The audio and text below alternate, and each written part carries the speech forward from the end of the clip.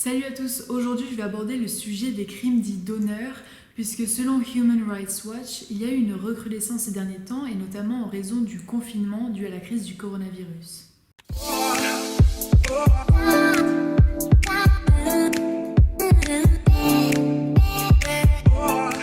La caricature de la semaine a été publiée par l'Iranienne Naïd Maghzoudi le 9 juin dernier. L'image est simple en soi mais poignante dans ce qu'elle met en scène. On y voit une guillotine dont la lame est une moustache. Elle est prête à trancher la tête d'une jeune fille. Et au premier plan, nous voyons déjà 2 têtes de femmes coupées. Alors que l'illustration est en noir et blanc, le sang rouge qui en dégouline est frappant. Cette illustration a été publiée alors que de nouveaux crimes d'honneur ont été déclarés dans le monde. Ce sont des crimes commis au sein même d'une famille, lorsqu'un des membres est accusé d'avoir sali l'honneur de celle-ci. L'immense majorité des victimes, qui ne sont pas nécessairement auteurs des faits reprochés, sont des femmes. Je pourrais ainsi vous parler du cas en Inde de Rosmini Binte Darwis, tuée à la machette par ses 2 frères qui n'acceptaient pas son compagnon, ou encore celui de 2 Pakistanaises de 16 et 18 ans, exécutées après avoir posté une vidéo sur les réseaux sociaux d'elles en compagnie d'un jeune homme. Mais voyant que la dessinatrice vient ici d'Iran, il me semble important de vous parler de l'histoire de Romina Ashrafi, une adolescente iranienne de 14 ans, assassinée par son père fin mai dernier. Alors qu'elle souhaite épouser son petit ami Bahman Kavari, âgé de 38 ans, elle rencontre la désapprobation de son père qui sent son honneur sali. Pour lui, ce n'est pas la différence d'âge qui pose problème, mais le fait que l'homme est sunnite alors que la famille Ashrafi est chiite. La mère de la jeune fille témoigne: il lui a demandé de se tuer. Il m'a donné une corde et m'a dit « apprends-lui à s'en servir ».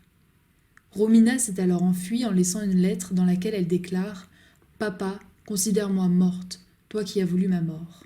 Or, elle est rapidement retrouvée et ramenée de force à sa famille alors qu'elle dit au juge qu'elle ne veut pas rentrer car elle craint pour sa vie. Mais rien n'y fait. Elle est légalement la propriété de son père et rentre donc chez elle où elle fut décapitée à la faucille par son père alors qu'elle dormait. Cette histoire a bouleversé l'Iran, qui a pris conscience de l'incapacité de sa justice à défendre les femmes et les jeunes filles. Pour cause, selon le code pénal islamique, c'est aux héritiers directs de la victime, donc le père, la mère ou les enfants, que revient le choix soit de pardonner au meurtrier en échange d'une simple amende, soit de demander l'exécution de la peine capitale. Donc, en soi, selon la loi, c'est au père de choisir sa propre peine. Et pour faire face à ce paradoxe, dans le cas où donc le père tue son enfant, il y a une exception. Mais encore une fois, la peine est disproportionnée face au crime. Le père risquerait ici seulement de 3 à 10 ans de prison ainsi qu'une amende.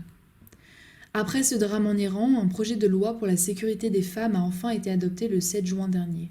On peut ainsi espérer des améliorations dans les années à venir, mais il est indéniable que les crimes d'honneur restent un problème dramatique dans le monde. Selon Françoise Ostalier, ancienne députée et rédactrice d'une enquête sur les crimes d'honneur, 15 à 20 000 femmes sont ainsi assassinées chaque année, pays de confession musulmane en tête, mais les pays hindous et chrétiens n'y échappent pas.